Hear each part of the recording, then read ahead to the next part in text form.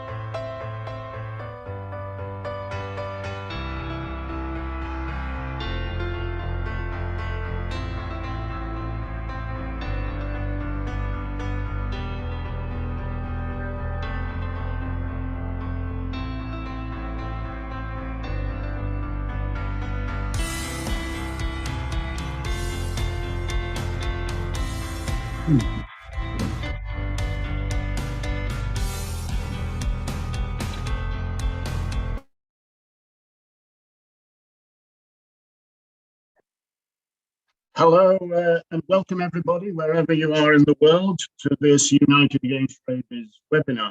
For those of you who don't know me, I'm Sandy Trees. I'm a veterinarian and a member of the House of Lords here in the UK, but most significantly, it's my privilege to chair the steering group of the United Against Rabies Forum.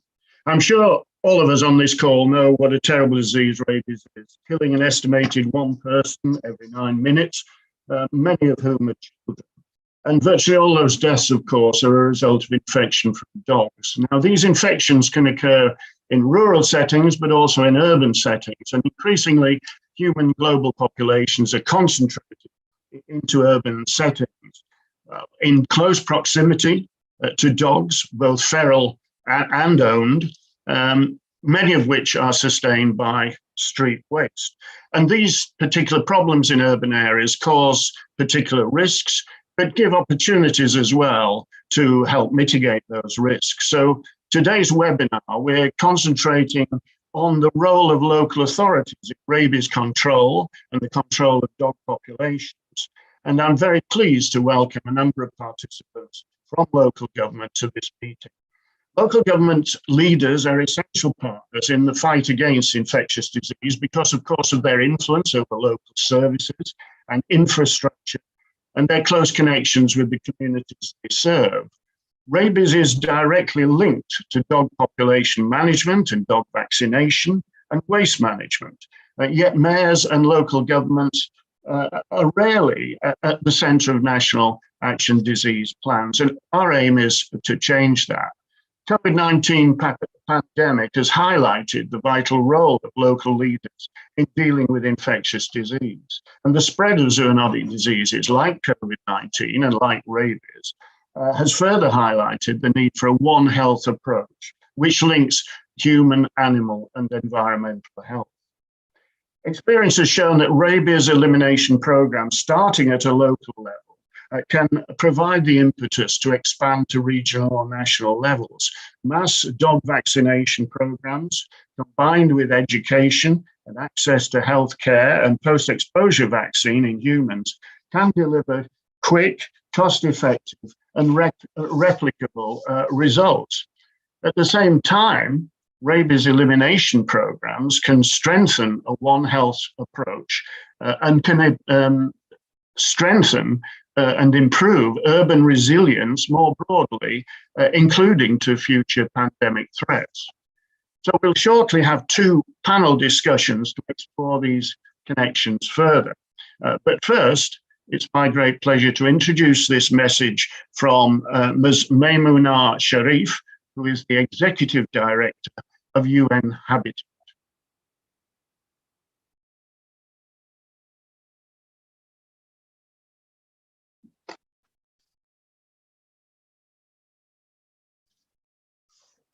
Excellencies, honorable guests, distinguished delegates, colleagues, friends, ladies and gentlemen, a very good afternoon to all of you. As we face an increasingly urban and more crowded world, it is inevitable that humans will be forced to live in closer proximity to the various species of animal kingdom. We must better understand this relationship to enable effective management of many diseases. The One Health approach, without doubt, must form the basis of both the management of outbreaks and epidemics and the planning of our human settlements to reduce disease burdens. The role of local authorities in the management of disease has recently received more attention as a result of the COVID-19 pandemic. The ability of the city leaders to respond rapidly to such health crises before vaccines or effective treatments are available has saved many lives. City leaders are at the center to implement national government policies and also mobilize communities. Tackling rabies is a good example of a disease that can easily be eliminated with a city-level plan. By working with local authorities and communities, we can make rapid progress towards the goal of ending all human death from dog-mediated rabies by 2030. We can promote local actions through delivering targeted mass dog vaccination programs and ensuring people understand how to treat dog bites. Targeted action can ensure that no one dies from this entirely preventable disease. By achieving results, cities leaders can pave the way for national programs. UN Habitat has a keen interest in multi-sectoral approaches to manage urban health. The agency is rethinking the design and management of urban space to control disease outbreaks and prevent reoccurrence through housing and infrastructure design. At this meeting today, we focus on learning more about these new approaches to rabies management. We are fully committed to such interventions and look forward to sharing the outcomes of your discussions amongst our wider network. Thank you for your attention, and I wish you every success in your deliberations. Thank you very much to Maimunah and Sharif for that excellent message. Now let's turn to our panel discussions. The first discussion on dog population management and rabies control will be moderated by Gowrie Yale of Mission Rabies.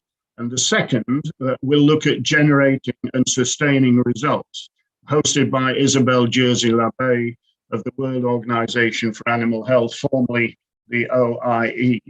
There will be an opportunity for questions towards the end of each session, so do post your questions in the Q&A section or the chat.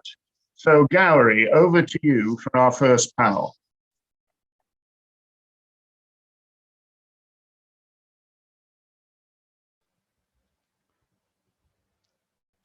Thank you, Lord Dries.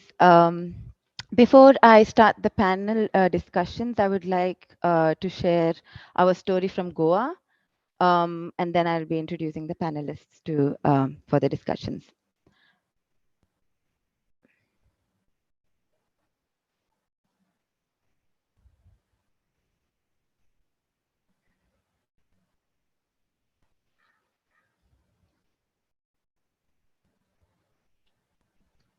Is my screen visible? Yes, thank you, Gowrie. Thank you, Rachel. Good morning, good afternoon, good evening to everyone, depending on where you're listening from. I'm Dr. Gowrie Yale, and I'm a veterinarian specialized in veterinary public health, and I work for Mission Rabies. And today I'll be sharing our experience of elimination from rabies elimination from Goa. So Mission Rabies is a charity, a non-government organization from the United Kingdom working in various countries in Africa, Asia, and Southeast Asia. Our mandate is to develop proof of concepts of rabies elimination, to develop strategies for rabies control for different demographics and for different human and dog relationships. So I will be speaking about our Goa project. This is our flagship project where we have been working in Goa for the past 7 years through a grant in aid arrangement with the government of Goa. Our story is a classic example of political will, which has driven vaccination, education, and surveillance, the 3 pillars of rabies control. Our journey with the government of Goa started in 2013. We are close to 10 years now. And in the past decade, our program has gone through various assessments, reviews, renewals of our MOU, depending on the stage of elimination we are in. So we started vaccination in 2013 with a pilot project of vaccinating 5,000 dogs. This gave a segue to develop our app, which is a foundation of our project, and we use this to record every dog vaccinated, every student that is taught about rabies, and every dog that is suspected with rabies. With that, we launched a statewide program vaccinating all dogs, that is both free roaming dogs and owned dogs across the state. We vaccinate close to 100,000 dogs every year, and that would be a coverage of 70% on an average throughout the state. Our education program consists of education officers going to every school possible. We cover around 80% of the schools, teaching children what rabies is, what dog bite, how to prevent dog bites, and what you should do after a dog bite. We also conduct outreach programs for different communities across the state. Not only do we physically go out and create awareness, but we also managed to introduce rabies as a chapter in the science textbooks of 6th standard, that is 6th grade students in the state of Goa. Also, we were able to introduce a chapter on rabies control and first aid regarding to dog bites in the teachers training manual at the national level.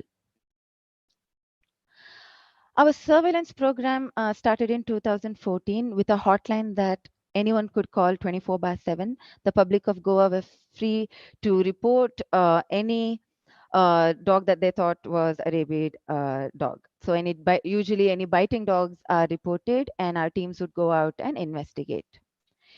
In 2016, we enhanced the existing disease investigation unit, the veterinary laboratory, to incorporate FAT, that's a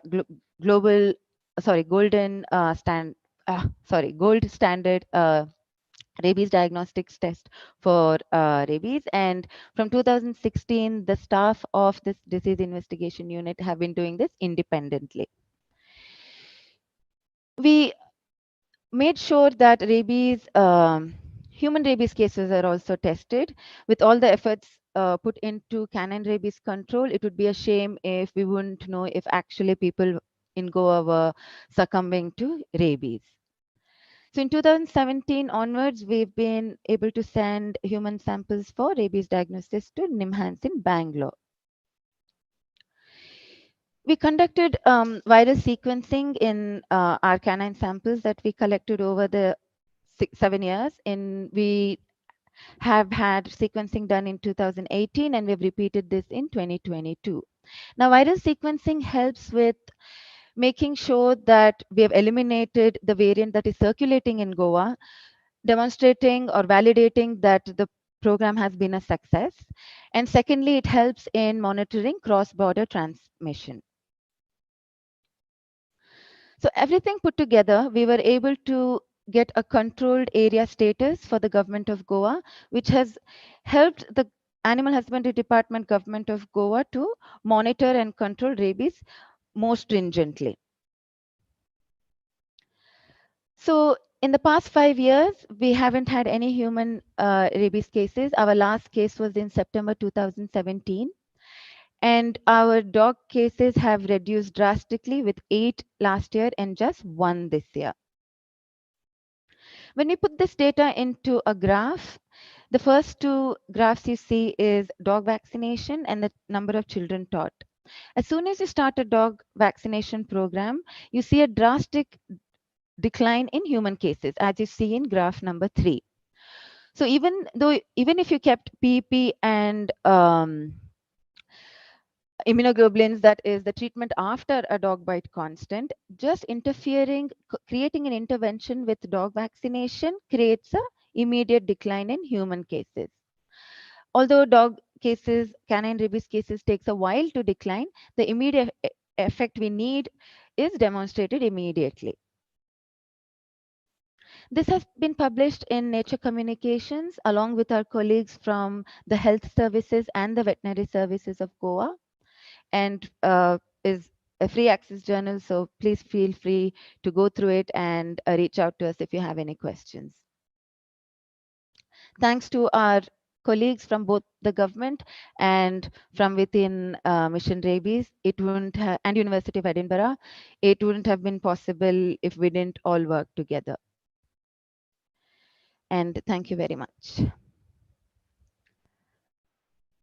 If you have any questions regarding this presentation, you could put it in the Q&A section of our forum, and I will now start panel discussions. So today we have 4 panelists for the first panel discussion regarding dog population management. I would like to invite Mr. Afzal Zaidi, who is currently serving as the Municipal Commissioner of Karachi Metropolitan Corporation. Karachi is the largest city of Pakistan with an estimated population of 22 million people. He is also the Program Director of Rabies Control Program Sindh, which aims to eliminate rabies from their dog populations and to control dog populations in a humane manner. Our next panelist, Dr. Johan Koorts, is a former manager of mass rabies vaccination campaigns. His own personal questions on how to best manage campaigns led him to become a disease modeler. Our third panelist, Dr. Sana Kulthum, graduated with a diploma of veterinary medicine from the National School of Veterinary Medicine and is currently enrolled in a PhD. In 2007, she joined the National Center of Animal Health in Tunisia. In 2016, she was nominated as responsible for the subdirection of surveillance and evaluation. Her current research interests include epidemiology, study design on dog population and rabies, GIS, and risk mapping. Our fourth panelist, Dr. Alice Utlang, graduated with a Doctor of Veterinary Medicine from Southwestern University. She is a city veterinarian in Cebu and is currently designated as the assistant to the mayor on special project. Dr. Utlang is the first local veterinarian in the Philippines to eliminate spay and neuter with the grant from the Human Society International and was awarded as Outstanding Government Veterinarian in 2019 by the Philippine Veterinary Medical Association.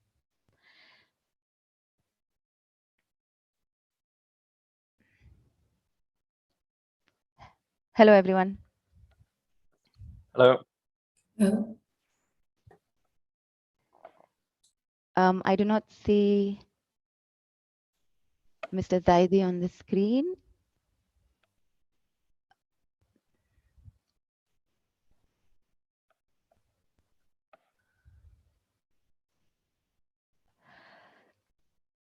So I was hoping to talk to Dr. Zaidi first because he's a neighbor. He's from Pakistan and I'm from India, and I was hoping to ask him questions first, but let me go ahead with our next panelist. So Johan, given your extensive experience and research on rabies and the factors that propagate transmission, how would you divide, say percentage-wise, a limited budget allotted to the local authorities to control rabies and dog population in their locality? Mm-hmm. Thank you, Gauri, for the opportunity to ask, and good day to you and everyone out there listening. And first of all, before I can answer anything, I have to, from my side, also congratulate you on the work that you've done with Mission Rabies in India and elsewhere. I'm aware of all of your projects, so well done on that. So your question, I need to highlight a few of the words in your question to properly answer. You asked me about the budget for local authorities, and you call it a limited budget.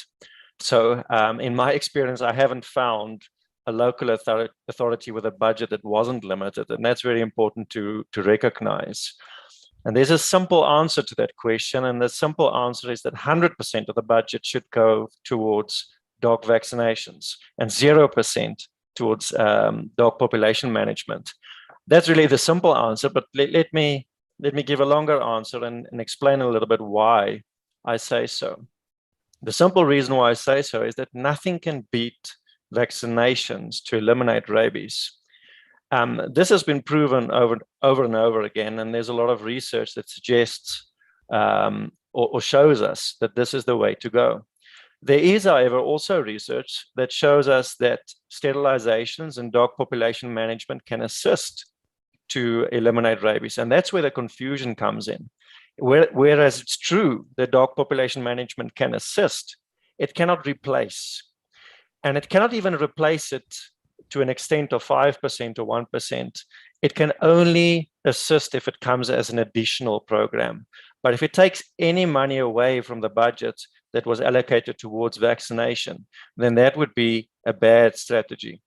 In my own personal research that we've done, we found that vaccination is 21 times more effective to increase the likelihood for rabies elimination when compared to dog sterilizations.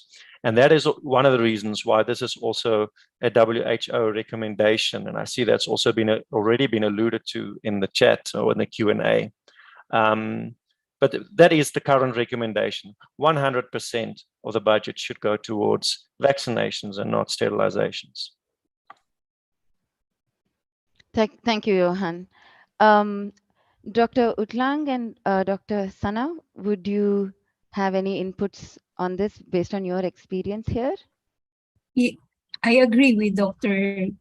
Johan about population control, but population control also helps in the management of rabies. Like, for example, my experience here in our city, if you have lots of dogs every year, if you don't control the population, tendency if you don't have enough budget, so next generation will come. Like, for example, in our case, we don't conduct actual rabies, dog population. Now, we thought that the population only is 70,000, but when we conducted a survey, it's 170,000. So if your budget is not, how do you call this, allotted to the real population on your area, then there's something wrong. And the other one is that, like, for example, you have over 170,000 dog population, and then you have, let's say 50% are female dogs. And then every year, how many will be added to your actual population if you don't know population control? And I agree to Dr. Johan also that vaccination is the most or the best way to control rabies. But it should be also correspond to the number of population in your locality. Because like what we did, that's the reason why we still have cases of rabies, even though we vaccinate, is because we don't know the real population of our city. And the other one, I would like also to lie this down. In One Health program, the problem, I don't know if you have encountered this, the problem is there's no synchronization between vets and the human doctors. Like, for example, all the dogs that will bite somebody or bite anybody, they still vaccinate the bitten person, where in fact the dogs that bite are vaccinated, owned, and can be observed. So that's one also of what's this drifting, or the budget for rabies vaccine was more allotted to the human vaccine compared to animal vaccine. I don't know. That's so Dr. Utlang, let me just interrupt you here 1 second. Yeah. So based on your experience, what if you had a wish list, what would be the top 3 wishes to control this problem? This is assuming that funding is, you can't tell me you want more funding, but tell me what would the 3 things that you would want from the funding you had. I think in addition, like perception, improved awareness, political will, what would you say that would really help rabies control or dog population management in your area? I still agree with you with your presentation. It should be political will, because even though you have lots of funding, even though you have lots of supplies, but the politicians or your chief executive are not supporting your program, then nothing will happen. Like on my experience, we do vaccination house to house, and also spay neuter for free in every villages. But there are local chief executives, or that we call it barangay captains, that don't support your program. So it's very hard. So I think number one is changing the behavior of the politicians, or changing the behavior also of the owners, dog owners, because if only dog owners are well educated and well informed and change behavior and understand what is rabies all about, then success of the program will be good. Thank you, Dr. Utlang. Yes. Thank you.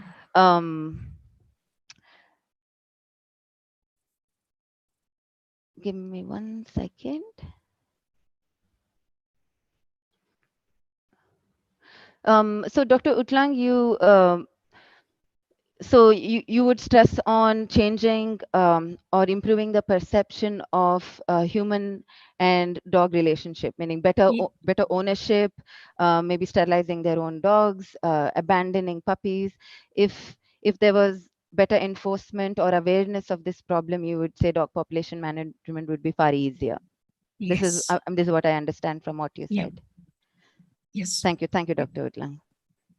Thank you. My next question is to Dr. Kulthum Sana. In your opinion, what is the most efficient approach for the local authorities to control rabies and manage a dog population?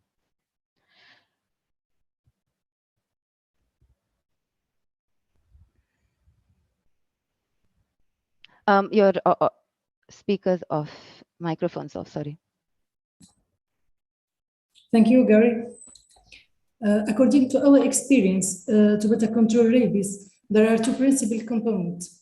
The first one is the mass dog vaccination, which is critical to eliminate rabies and stop dog-to-dog rabies transmission. However, a door-to-door vaccination approach must be applied to ensure more than 70% dog vaccination coverage. We note here in Tunisia that vaccination coverage increased from 35% to 88% in 2019 in rural and urban area in Tunisia.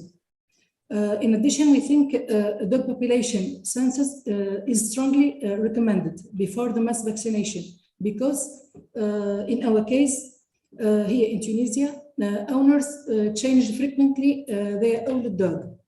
This observation was reported from our field investigation in rural area in Tunisia.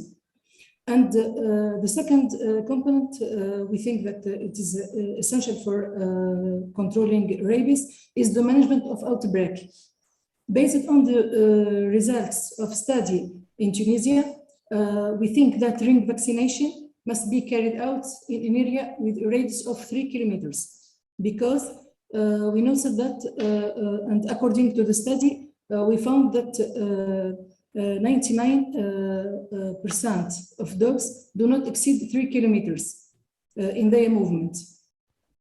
Then elimination of contaminated animals, which is mandatory, must be proved and verified after each outbreak to prevent secondary cases. And we think also that surveillance of the infected area must be performed for 6 months for the early detection of case, and due to the long incubation period of rabies in herbivores. Then for the management of the dog population, we can manage the population in two main ways: fertility control of free roaming dogs and management of waste. In Tunisia, we have many centers that capture, neuter, vaccinate, and release free roaming dogs. And these centers were carried out to reduce the size of free roaming dogs. But this method was only applied in urban area. It is not applied in rural area.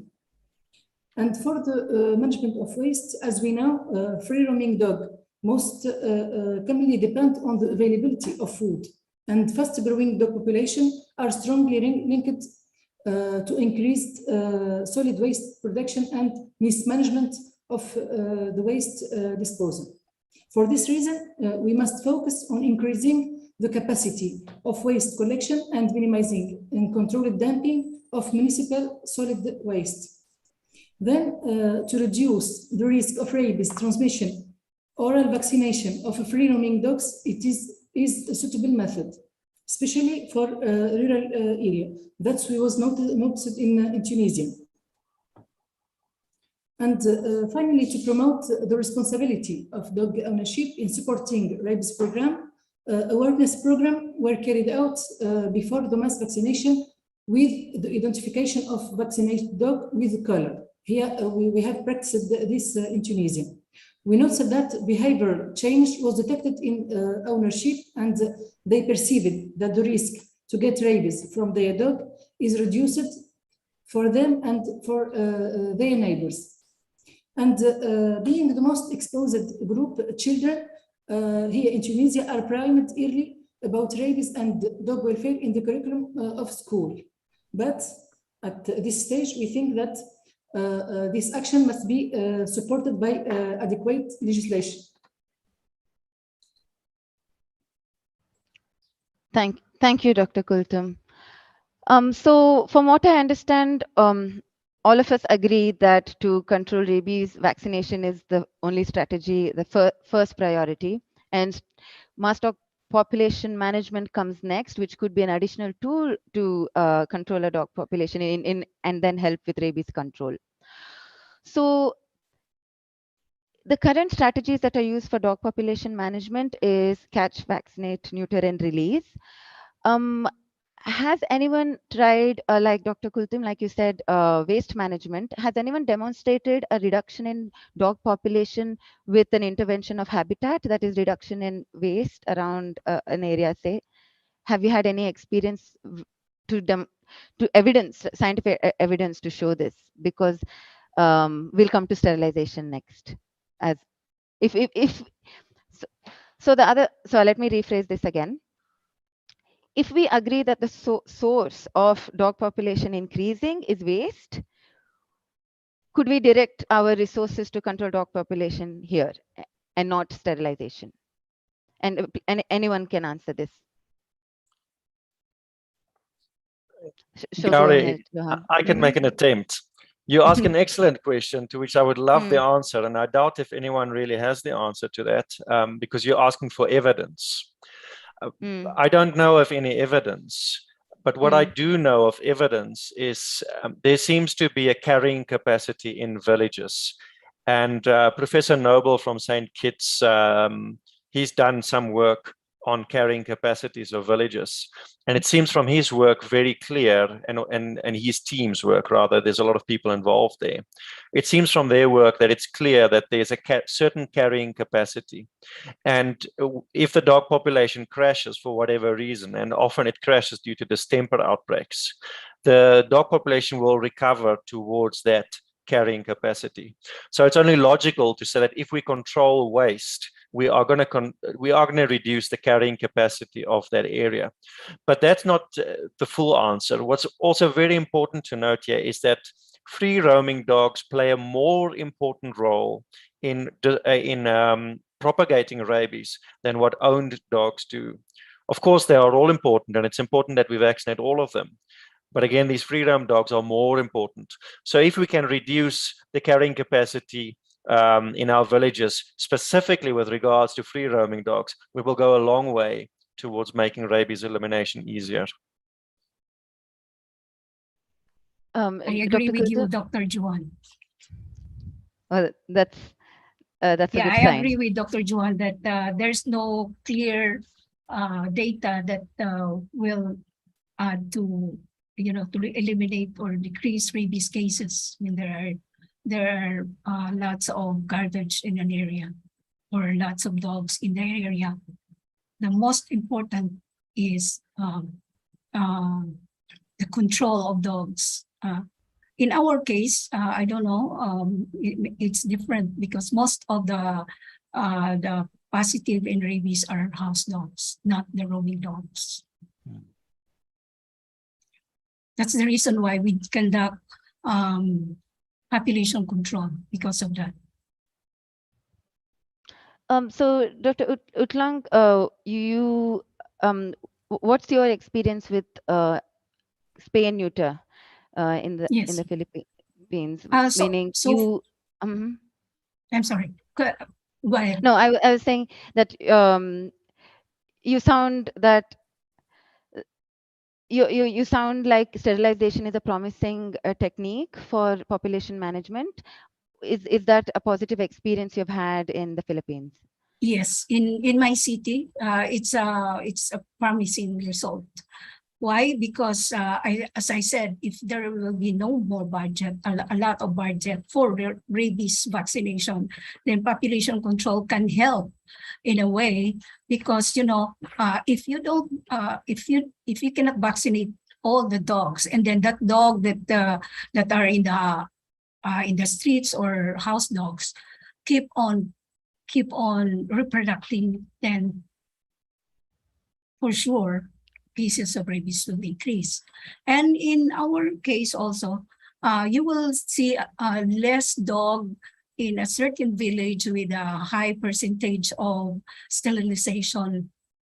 You will see less dogs in the streets that are roaming. That's our experience. So would you agree if I said maybe this is because Philippines is an island and it's easier to manage a dog population in an island setup than it is for large land masses from where we come from? You're correct. Yes. Thank you, Dr. Utlang. I will look through a few of the questions from the audience. If the panelists find any questions that are interesting, please let me know. I can read them out.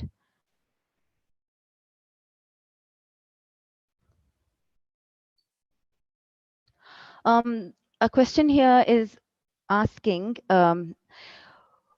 do you see more indoor dogs or do you see more free roaming dogs in your area? That is the panelists where you come from. And if if in the free roaming dog population, are they particularly owned? Are they completely free roaming? So what is the divide in the dog population that you generally see? We can start with, okay, sure, Doctor. I was about to say Dr. Sana. Sana, go ahead. Thank you. In response to this question for the free roaming dog in here in Tunisia, we have conducted study to determine the percentage of the free roaming dog in Tunisia, and the results show that free roaming the percentage of the free roaming do not exceed 14%. It means that we can control rabies easily by vaccinating owned dog, because we found also that accessibility of owned dog exceeds 80%. And we have found free roaming dogs roaming, and we have found also mixed. We have found free roaming dogs and owned dog roaming together in rural and urban area. So with what percentage of your free roaming dogs were dogs that were fed by people but not confined, meaning they were happy to feed these dogs on the road, but not take ownership of vaccination, sterilization, or if the dog bit someone, or if it falls ill, then it's not their dog. So we have a large population, up to 40% of the population that we vaccinate are these kind of dogs that are free to roam the streets, but are fed very well, but are not owned completely. So do you see a large population in Tunisia? No, it's varied from 4% in rural area to 16% in urban area. And they don't represent a large percentage. No. Okay. Johan, what would you say about South Africa? I would say it's similar in some areas of South Africa. Short answer.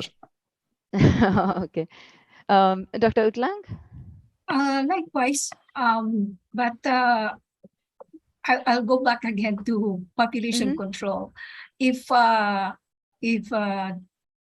dogs, or a lot of dogs, are spayed, we'll focus on spay or neuter or sterilization, there will be less dog roaming in the street. as based on our experience in my city when we conducted when we started spay and neuter, especially on barangays, as I said, especially in the barangays with a high percentage of sterilization.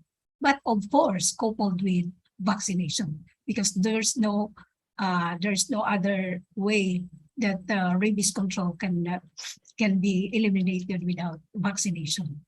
The reason why we always coupled it with sterilization is because if you don't have lots of budget for rabies vaccine, that's why you have to have sterilization. So as the next year, there will be no influx or no addition of the usual population.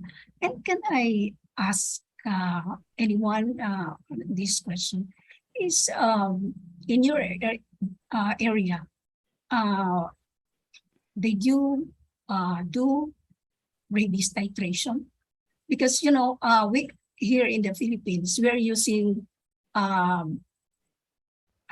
do I have to mention the rabies vaccine that we are using based on the indication, the vaccine lasts for 3 years.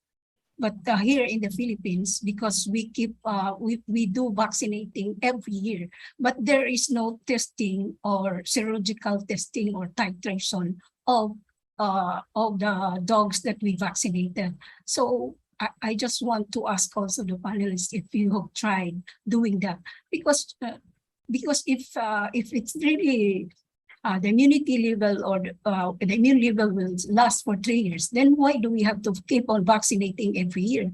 It's like wasting of the finances or the budget. Do you agree, Johan? If I can go, Gauri, I think that's a great question. Sure. Go ahead, Johan. I think first of all, what we need to realize is that number of 70% already incorporates loss due to immunity waning because of time. It also incorporates population turnover. And it's quite the estimate there that was used as 30% population turnover per year. In other words, your whole population is nearly replaced every 3 years. Why do I say this? If you want to calculate the population that you need to vaccinate to get rid of a disease, we call that, the herd immunity. If you want to acquire herd immunity, there's a very simple formula you can use. It's 1 minus 1 over R naught. So let's not go into too much details in this chat, but I think a lot of people are aware in our audience of R naught, and thanks in a large part due to COVID. But if you calculate that for rabies, you actually come to a required percentage somewhere between 30 and 40%. But why do we advocate 70% and not 30 to 40%? It's exactly because of these reasons that you've mentioned. The fact that we need to repeat the vaccinations because the immunity wanes. But the second reason is because the population is replaced due to all of these, births and deaths and all of that. And that's the reason why people want to sterilize dogs, to reduce that. But it's important to remember that the 70% already incorporates that. So if you do these calculations incorporating that, you get to 70%. But the 70% also comes from our observations in the field. We have seen and learned through experience, if you vaccinate 70% of the population every year, you will get rid of rabies. And often it fails because people don't know the size of the population, and you've already mentioned that. Yes, Dr. Kultum? Yeah, I agree with Dr. Juan, and I want to say that here in Tunisia, we vaccinate every year because we have a young population whose age varied from 1 to 3 years. We cannot do the campaign of vaccination every 3 years because we have a young population in Tunisia. And as I mentioned, the ownership replace frequently their dogs, and don't keep the old dogs in their home. Also, Dr. Utlang, you asked if we would check for titers in vaccinated population. So Yes. if you're using a trusted vaccine, a good quality vaccine, there is no requirement because this has been demonstrated that the vaccine will produce an immunity. So if you're looking to check if you have covered 70% of the population. If you estimate your population before you start vaccination, then you can budget for or target for 70%. So checking for a titer would be quite unnecessary if you're in a mass dog vaccination program. Okay. We have one last question for Johan, but yes, Dr. Utlang, go ahead. No, what I mean when I said is anybody doing titration is because so as to see to it if the population that we are vaccinating is really responding well to the vaccine. Because, you know, if the vaccine company is saying the immunity will last for 3 years, then why we have to vaccinate the same dog every year? That's my point. Dr. Johan? Go ahead, Johan. I was about to answer it, but yes, go ahead. I would say that it has to do with probabilities. Of course, if you vaccinate a dog once, you have a certain probability that it will withstand challenge with rabies virus. If you vaccinate it a second time, that probability rises. So some dogs, of course, will respond very well to the first vaccination, and they may have a near 100% probability to withstand challenge. But many dogs will not. As with everything in biology, nothing follows all of the hard and fast rules the same as everyone else. So vaccinating a second and a third time is just better for that same individual. But what would be even better if you were able to, but you're not, if you were able to select every year the dogs that have not been vaccinated, that would be even better, but we simply can't. Thank you. Johan, last question from this session from the audience. At what point could we relax on human PEP if rabies is controlled in the dog population? It's a great question and a difficult question to answer because there's a lot at stake. I'm thinking too. People's lives are at stake. So it's a really difficult question to answer, but quite important. I think just some background to that question, that yes, we praise a lot of areas and a lot of places in this world have done really well using the One Health principle to combat rabies. But I think we've got a long way to go. And in general, I think the world's actually doing terribly. And why I say so is if we look at the latest or the last global burden paper that looked at the amount of money that we spend globally on PEP and the amount of money we spend on dog vaccinations, we spend roughly 13 times more on vaccinating people that have been bitten. Now, if you think of rabies as kind of like a house that's on fire, that's like saying we spend 13 times more treating people that have been burnt than what we are spending on trying to put the fire out. So I don't think we're doing particularly well there. So when can we actually stop? I think that you need to, in your community, have some kind of surety that you don't have rabies anymore. The question, it seems to me, if I read between the lines, the question that was posted, it seems to me that in that area, there still is rabies. So their surveillance system shows that rabies is still present in that area, although cases in humans have been stopped. I think if that's the case, the answer is simple. You have to continue vaccinating people. But if you don't have cases in animals anymore within your area and the surrounding area, that's the time that you can consider stopping post-exposure prophylaxis. Thank you, Johan. I think that answers the question very well. Also, the argument would be if a state is spending on dog vaccinations also, and is still vaccinating their people, but if it is a more targeted approach with people getting vaccinated only in high-risk cases, then the cost of PEP in human beings would reduce drastically. Yeah. This has been a great session. Thank you, everyone. And the audience has been lovely too, great questions. And some of the panelists are very new to me. Dr. Sana and Dr. Alice, I haven't met you before. It was great meeting you. And thank you, Johan. Thank you, Alice. And thank you, Sana. We'll hope to meet again, and thanks for being here. Bye-bye. Thank you very much. Thank you very much. Bye-bye.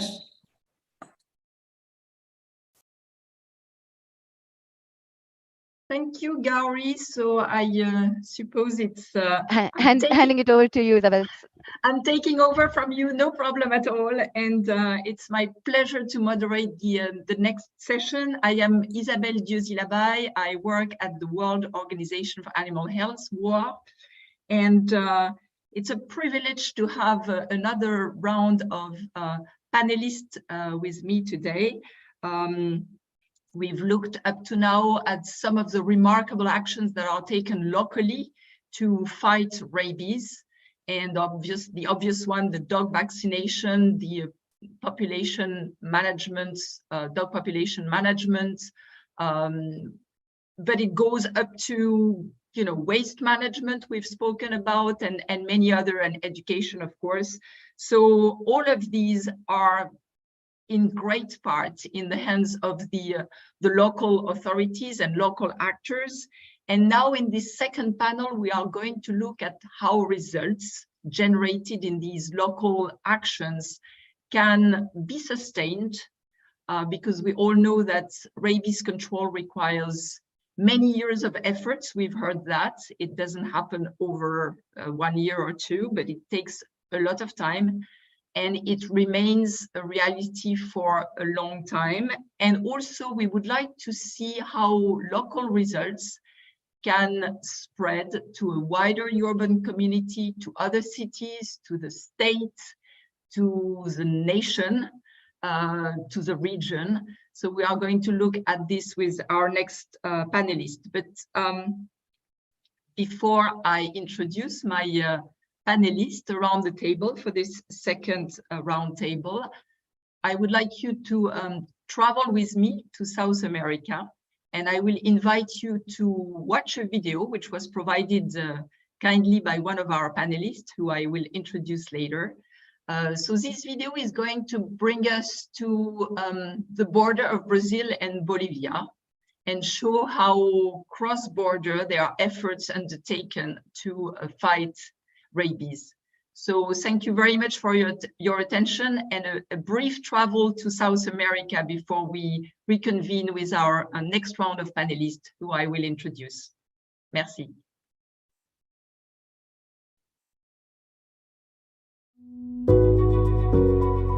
O Centro Pan-Americano de Febre Aftosa e Saúde Pública Veterinária, Panaftosa, é um centro especializado da Organização Pan-Americana da Saúde e Organização Mundial da Saúde, OPAS-OMS. Está localizado no Rio de Janeiro, Brasil. Panaftosa é responsável pela coordenação do Programa Regional de Eliminação da Raiva nas Américas e mantém a colaboração em rede entre os países da região, através da REDIPRA, Reunião dos Diretores dos Programas de Raiva das Américas. Exemplo disso é o esforço conjunto realizado recentemente entre Brasil e Bolívia para eliminar a raiva canina na fronteira entre estes dois países. Meu nome é Valquíria Buda, eu sou médica veterinária, eu trabalho desde 2008 na Prefeitura Municipal de Corumbá, Brasil. Hoje eu exerço o cargo de responsável pela vigilância e saúde ambiental, que consiste no Centro de Controle de Zoonoses, no Centro de Controle de Vetores e no Centro de Vigilância Ambiental. Mi nombre es Ronald Fabio Vargas Parada, soy el coordinador de endemías en la provincia de Maimunah, del departamento de Santa Cruz, Bolívia. Esse trabalho que a gente desenvolve, ele está relacionado em evitar os casos de raiva, tanto humano quanto animal, pensando em Porto Madalha, Corumbá, no Brasil, Porto Soares y Puerto Chávez en Bolivia. Así evitar que haya contagio hacia los seres humanos. Es un trabajo binacional entre Brasil y Bolivia, en el cual trabajamos ya en unión a erradicar esta enfermedad que es mortal. Então é um trabalho único que a gente realiza, não tem como fazer um trabalho separado, justamente por isso que a gente realiza essa vacinação no mesmo período, já para fazer uma barreira imunológica contra a raiva nas 3 cidades. Esta cooperación entre Bolivia y Brasil ya se viene manejando desde el 2007. Se firmó el convenio entre el Ministerio Bolivia-Brasil. Asimismo, venimos anteriormente ya trabajando entre Secretaría Municipal de Corumbá y la Secretaría Provincial de Maimunah en el combate a lo que es la rabia, la leishmaniasis y dengue. una parcería que ya venimos muchos años trabajando en conjunto por el bien de la salud de nuestra población en frontera. A importância na realização do trabalho habitacional é evitar o registro de casos de raiva no Brasil, enquanto Corumbá e Radar, e na Bolívia, Porto Soares e Porto Pijado.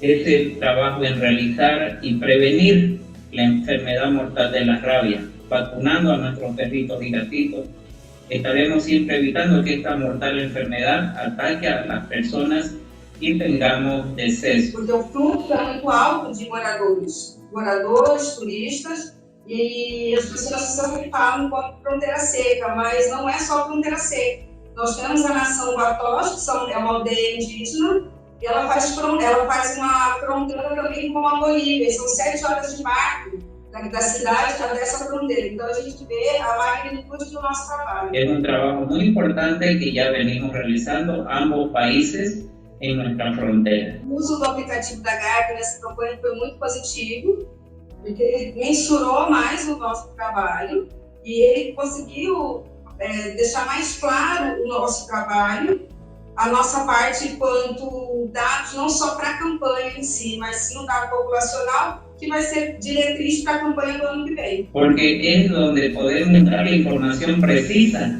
de todos los datos de la vacunación antirrábica, así mismo el monitoreo de recursos humanos. Tanto es que este sistema aplicativo que queremos implementar en el departamento de Santa Cruz para las próximas campañas antirrábicas a realizarse en nuestro país. O resultado da campanha de vacinação de 2022 foi positivo. Foram vacinados ao todo 32.140 cães, 8.582 gatos. Esse número é da campanha binacional, ou seja, do lado brasileiro, Corumbá e Ladário, y da Bolivia, Porto Soares, Porto Pijado y Cali. Que se ha llegado a casi un 100% de nuestra población canina, así al haber sido vacunada.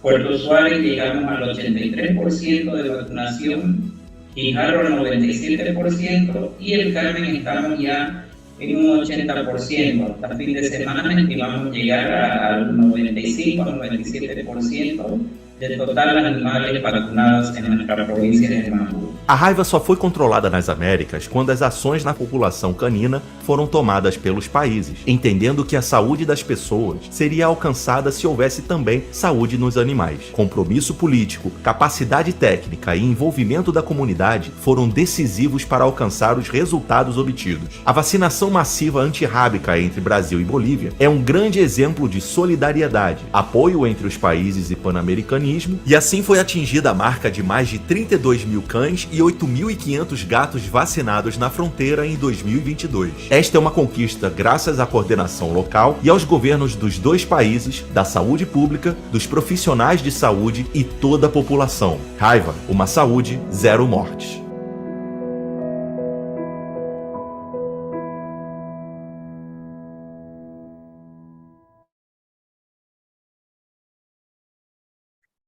Thank you for your attention, and I hope you all enjoyed this travel. And it's really amazing and very encouraging to see the collaboration between the two countries and region.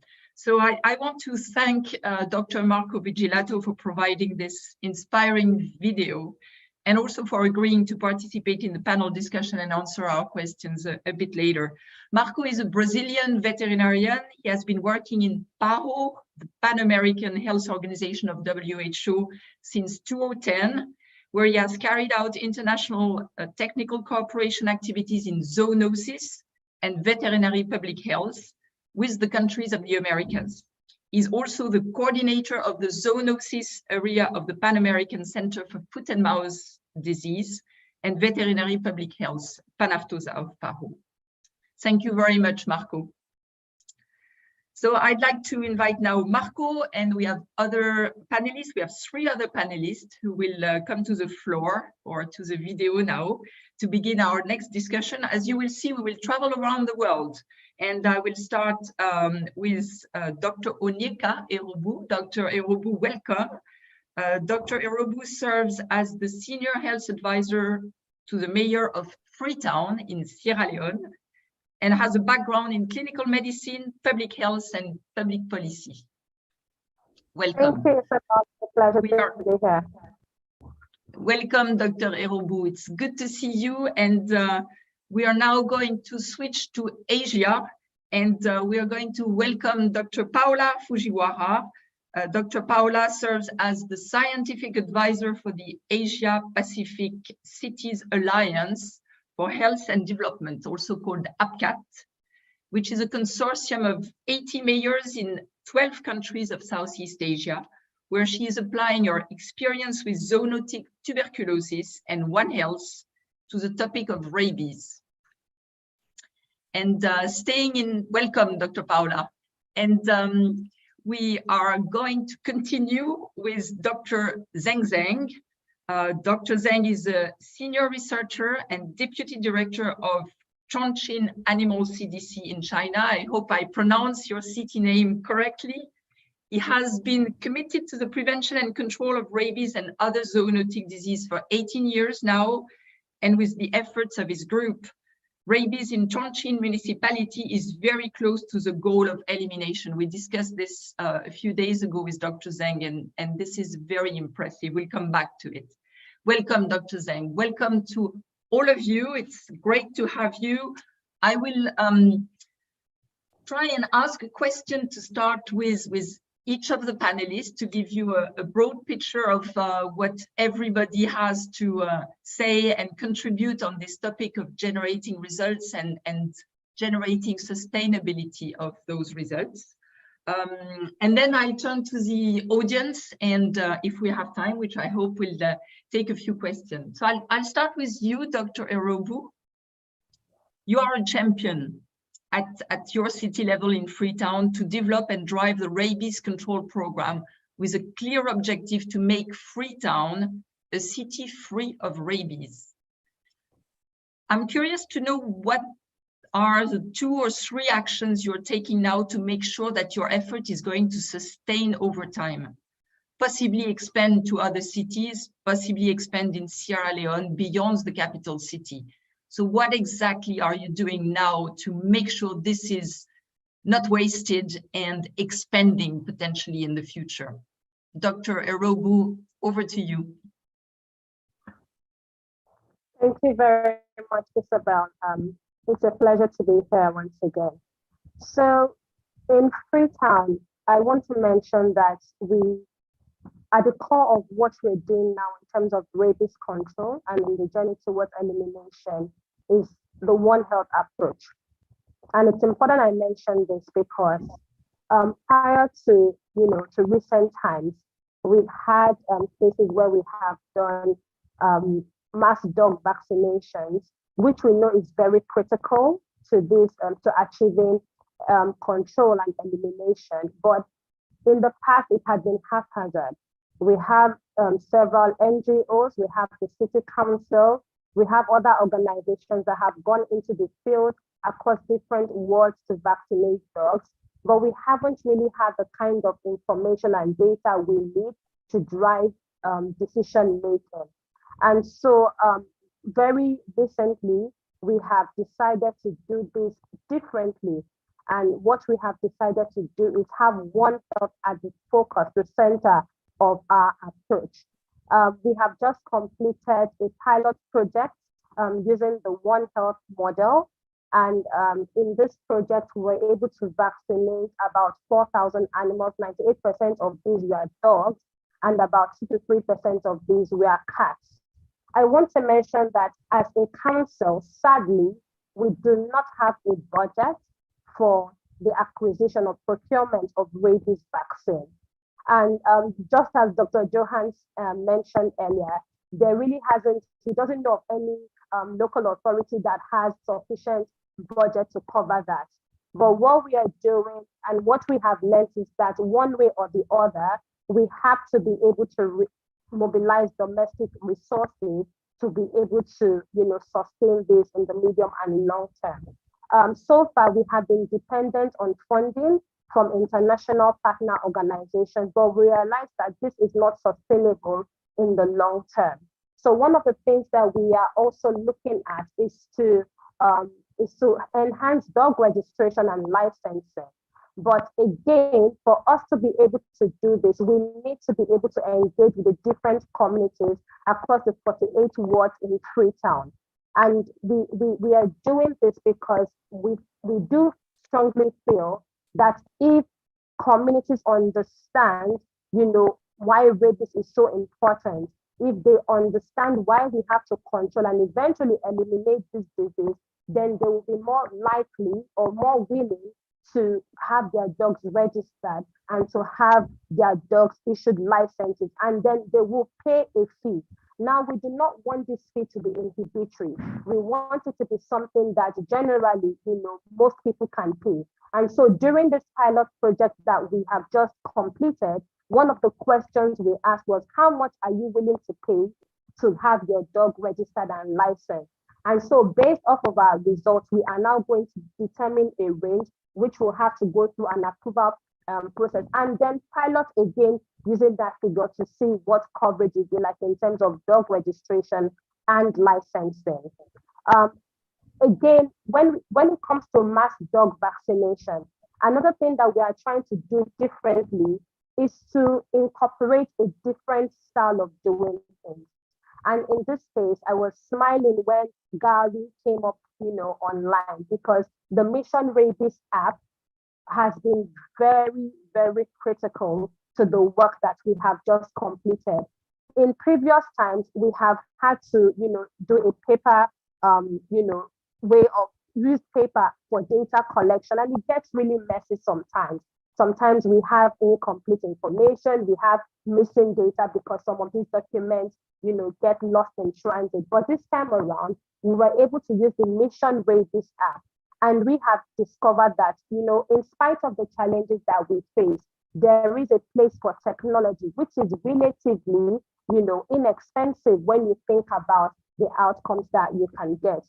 During this pilot project, we were able to know where the field teams were at any particular point in time, how many dogs had been vaccinated. We even also used the app for household surveys, and everything is there for everyone to see. So again, the use of such methods could also promote transparency and accountability.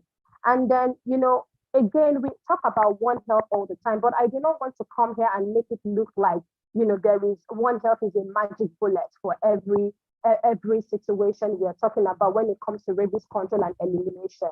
We are just really, commencing this journey. It is still riddled with a lot of challenges, especially when it comes to coordination and, collaboration, because for long, the different ministries, departments, and agencies have been, very used to working in silence. So again, it is work in progress. Also, at the heart of what we are doing is surveillance. That still remains a bit where we still need to put in a lot of effort, and we really are not there yet. Again, we are just at the beginning of it. And I want to say this because there might be other members of local authorities that are here asking themselves, where do we start? We do not even have the figures, in terms of our dog population. But again, in Freetown, that still remains a challenge. We still don't have, a definite estimate of what our dog population is. But in this project, what did we do? We decided to start regardless. And then during the process, we were able to use data to arrive at an estimate.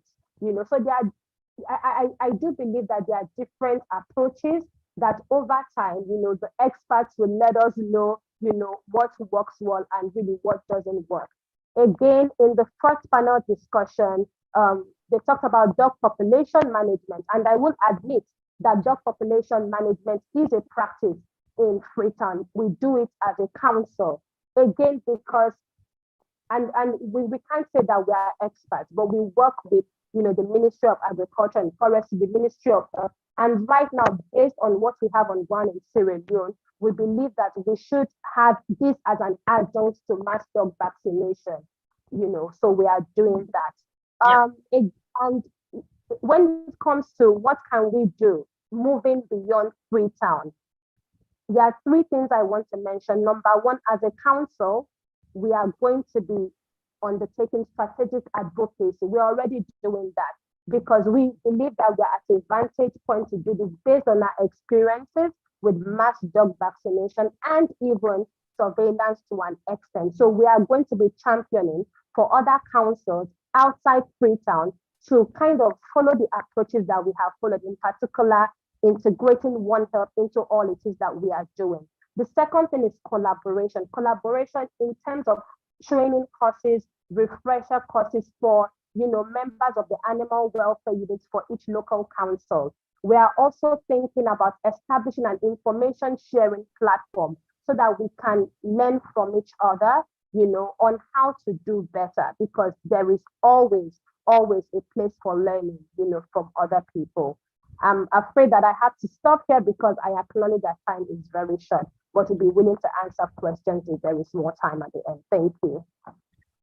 Dr. Erobu, this is very interesting and a bit frustrating to have you stop there, because there are many topics on which you touch, including the need for data and the importance of the app that allows you to generate some results on your present pilot. But also I appreciate your efforts at trying to find ways of increasing the sustainability through the registration and licensing of dogs. And I'm very interested in the results that you will have on your surveys to dog owners.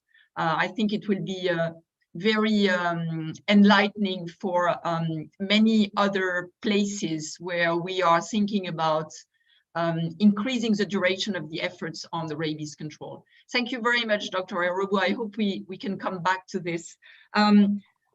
Dr. Zeng, I'm flying from Sierra Leone to China now very quickly. Your city is huge. I mean, Chongqing is, I believe, over 30 million inhabitants, rapidly expanding since the early 2000. And you have managed to achieve significant progress on controlling rabies. We were talking recently, you mentioned from hundreds of cases to maybe a couple. It's very impressive. It took several years and it's still a priority. Could you describe in a few words, how did you manage to sustain the effort over the years, and what are you doing to sustain the efforts moving forward? What kind of support do you get, and what are the critical factors for this sustainability of your efforts? Dr. Zeng, over to you. Okay, thank you for the introduction, Isabel. Hi, everybody. I'm very pleased to share the experience and the lessons we learned in the past 15 years. Chongqing is the largest city in the world with a population of 32 million, and 30% of them live in the rural areas. The dog population is around 1.3 million since the years of 2000. Totally 907 people died of rabies. The peak period is 2007 with 175 victims. The primary problem is poor management of dogs. Data is not available at that time. So the Public Security Bureau, Animal and Human Health Committee organized the Dog Administration Office in 2007 to deal with the rabies-related events. The government makes the measures for dog administration, which stipulates the responsibility of departments at different levels. It also demands a compulsory rabies vaccination policy for dogs. 4 years later, data was available. Human cases declined to 47. But we found two very interesting things. Firstly, there are about 90,000 people got PEP per year, which cost $7 million at least, while only $0.1 million was spent in the prevention of dogs' rabies. Secondly, we compared the geographic distribution of human cases and animal cases. It shows that the county with more rabid dogs, while has less human cases, and vice versa, which means several counties have 50 to 60 human victims, but never report a single animal cases. That means the Animal Health Department should be highly focused, and the proposal was sent to the People's Congress of Chongqing, it's the legislature, and the Political Consultative Conference, which results in an immediate decision of building the capacity of veterinary system and the disease report system. $20 million was invested with the help of FAO experts. OIU reference laboratory in China, we organized 3 teams to conduct the massive technical training campaign for the veterinary and the public awareness for policymakers, dog owners, and students. The Animal Health Department also made the 8 years Animal Disease Prevention and Control Plan. It proposed an ambitious goal: take animal rabies as a priority zoonosis and plan to reach 0 human cases in 2020.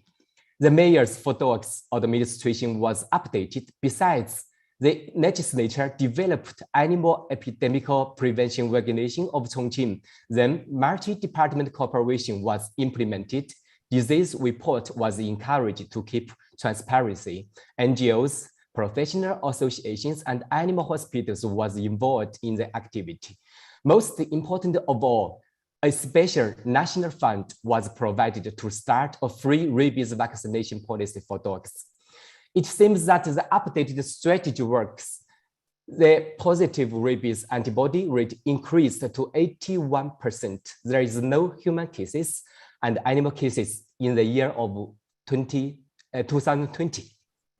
We shared the experience across the country and participated in developing the national control plan.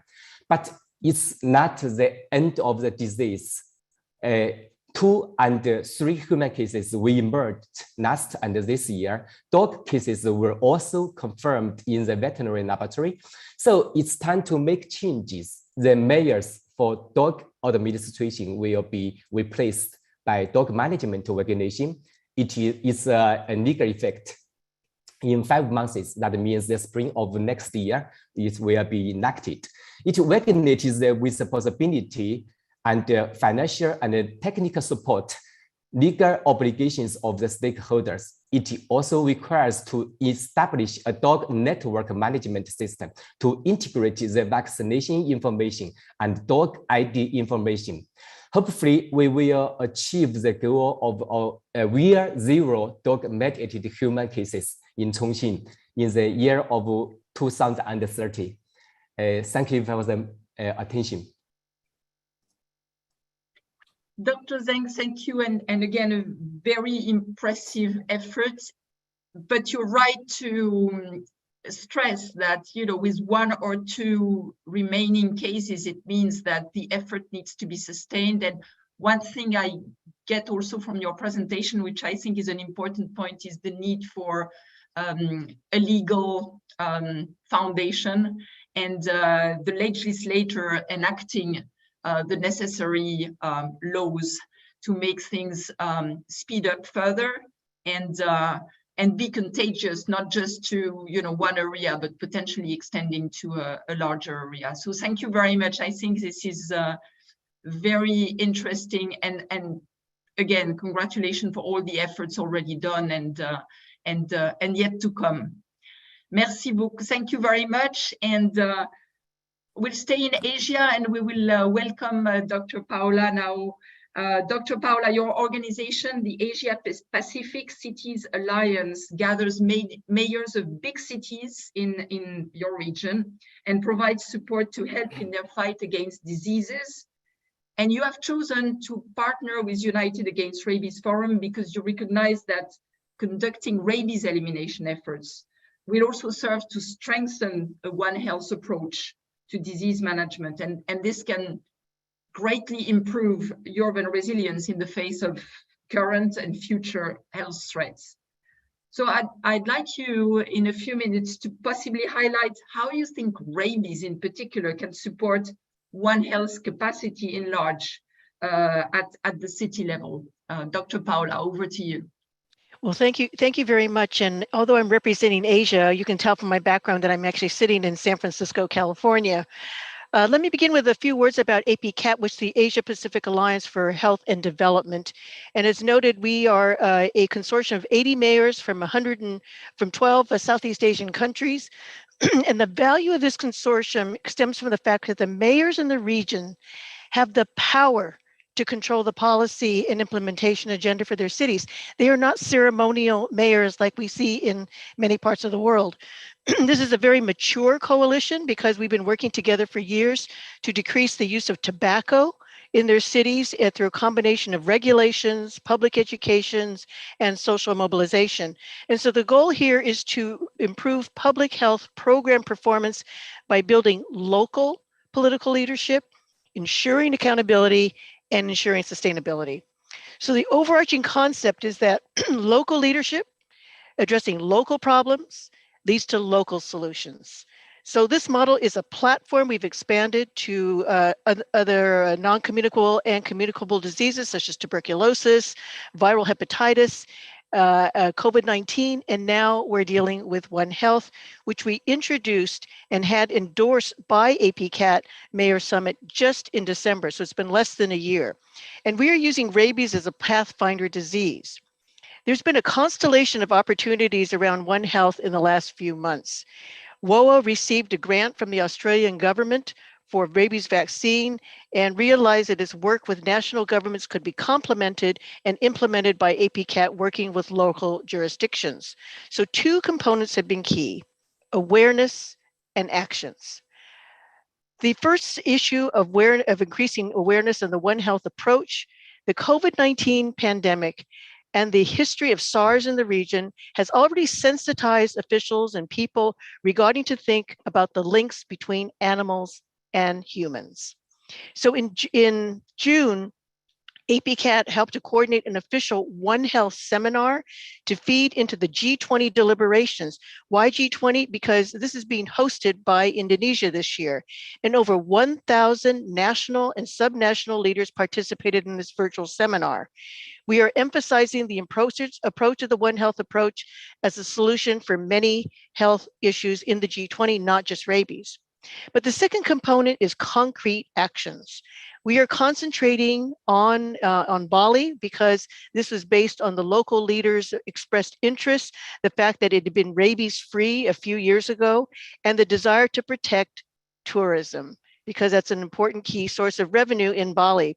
So this has advanced to the development of a multi-sectoral partnership in One Health in Bali to reinforce the commitment, the assess current efforts through a SWOT analysis that was done at a meeting in July, and identify concrete actions, which I will describe. And Indonesia had an interministerial meeting because working across the silos to coordinate the rabies prevention for all of Indonesia. So from this base, the mayors will establish local regulations on rabies control and prevention, as was done, as we see in Sierra Leone, and make available vaccines for dogs and humans, organize mass vaccination campaigns. There is a feature of controlling the growth of the dog population, optimize the health education, the promotion, the advocacy at the community level among the population. And we're also establishing a One Health task force to strengthen this multi-sectoral partnership and identify funds to make effective use of the resources at the local level. And then obviously strengthening the need to strengthen the monitoring and evaluation process to ensure the sustainability. So APCAT, this organization will work directly to strengthen the leadership of governors, mayors, and there's a group in Indonesia called regents and other provinces in Indonesia. And at the local level, we will offer technical assistance, legal assistance in drafting and adopting local legislation and regulations. And this is based on our extensive experience in tobacco control. We will facilitate a One Health approach through increased engagement of the animal health, the public health, the local government authorities, the private sector, and the local NGOs, and support the coordination, planning, implementation, and monitoring of the vaccine campaigns with local, national, and global partners. And we also finally identify a mechanism for effective uses of resources for program sustainability. So in less than 1 year, remember, we only started this effort in December when the mayors didn't even know about One Health, but APCAT has now helped to champion this approach, and we're using rabies as a pathfinder. Thank you very much.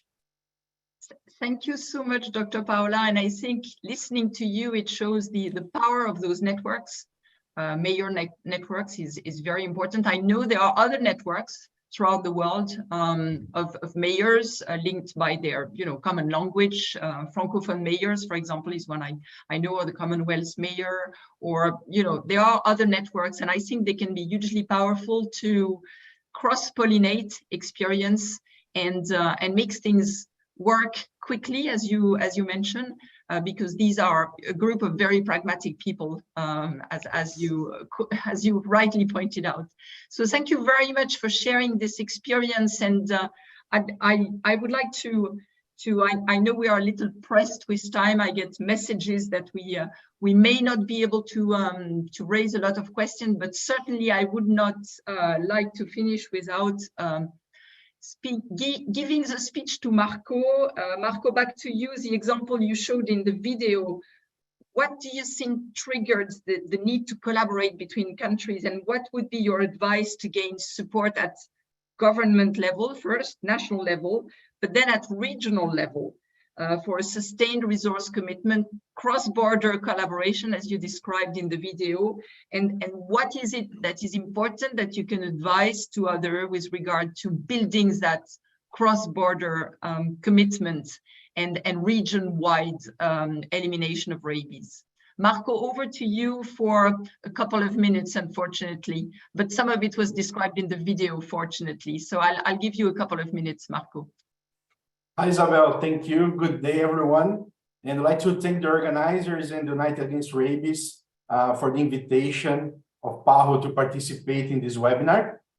First of all, I'd like to take this opportunity to learn from my colleagues from the panel. It's a very amazing work they are doing regarding rabies prevention. So it's also a good opportunity to us to show the example in Americas as well. As you saw in the video, canine rabies in Americas is a public health threat. So since 1980s, there is a regional platform of governance of rabies program, Isabel. So I think that the REDIPRA probably is the best showcase that we could have, is a space for coordination among Ministries of Health, veterinary services, education, other organizations, and collaborating centers. So it's a very important governance platform.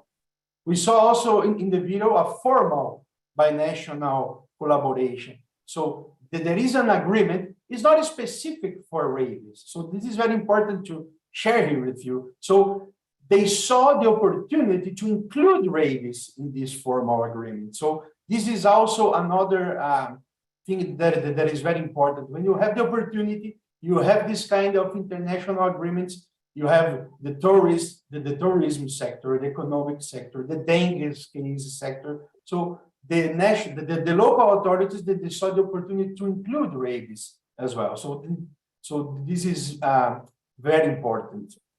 In this specific area that we show, there is many importance. So it's a high level of transit of people. It's an economically important area for the trade between the two nations. There is also a touristic area. So they saw all these opportunities from both sides and started to work on the rabies control. In Americas, for example, and also in this area that we saw, the health sector is responsible for the coordination of the campaign.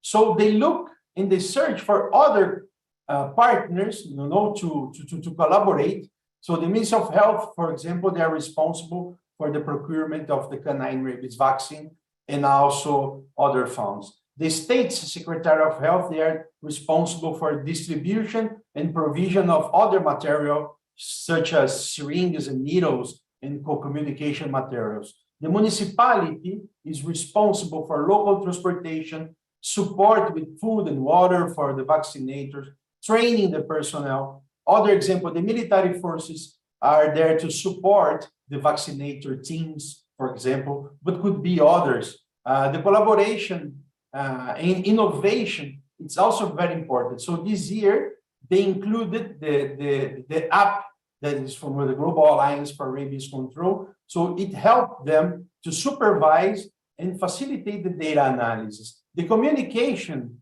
also, Isabel, is another key part for the campaign. So the local media, television, radio, internet, social media, always mobilized during these 2 weeks of vaccination. So all this coordination starts months before.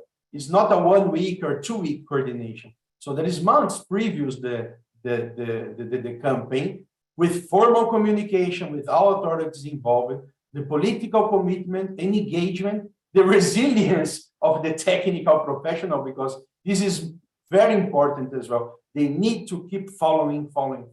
In conclusion, I'm ending, Isabel. I would like to share with you some key messages. Canine rabies is a public health issue. People die of rabies. Planification, training, communication, data analysis, and sharing results are key to build trust and keep the program stronger. Commitment of local authorities and identification of local partners is key for the success of dog vaccination campaign. Governance is the way forward to apply the local coordination, is the way to help to catalyze research with One Health initiative. It's possible to control and further eliminate canine rabies. It's not easy, but it's feasible with everyone's engagement. Thank you, Isabel. Marco, thank you so much. And I am given the permission to ask one question by the organizers. So I'm glad, because it's again a little frustrating to have to cut these questions short, but be ensured that these questions will be, some of them answered in the Q&A and also followed up on. But certainly, Marco, a very interesting presentation and example of coordination in your region. So thank you very much for this and for the video again.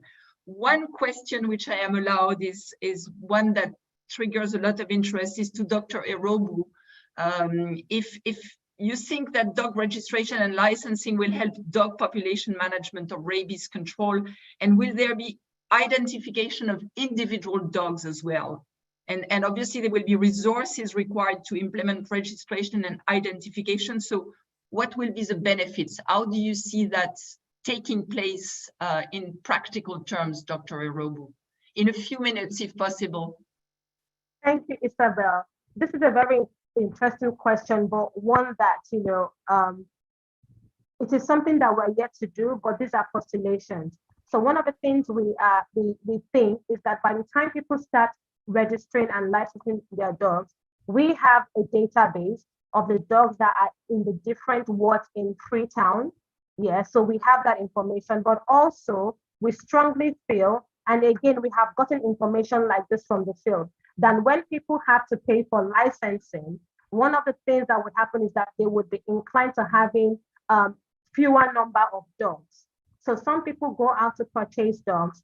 Some people take dogs from the street and take care of them. But for the people who actually own these dogs, we also feel that they will be more likely to kind of neuter their dogs and also be responsible for how their dogs are taken care of. Because one of the things that we require for dog registration is also to ensure that your dog is vaccinated on an annual basis.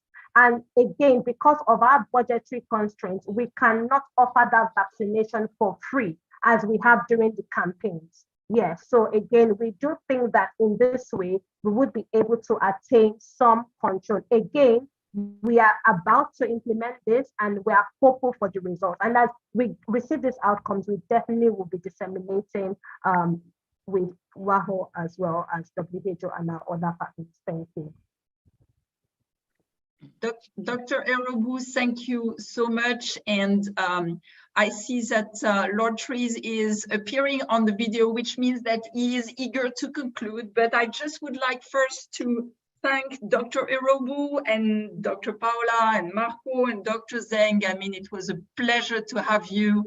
And as Gauri was saying before, I think it enlarges the network of people who are championing rabies elimination at their level in their country. And I think it's also very important that we all keep connected. to cross-pollinate experiences. I really believe in this kind of collaboration. So thank you, congratulations on your impressive and meaningful results. I think it's hugely encouraging to hear you. Obviously, we see all the challenges that remain, but it's very encouraging. And on this positive note, let me now hand back to Lord Trees for his final remarks. Sandy, over to you. Thank you very much, Isabel. I'm not eager to end the meeting. It's fantastic.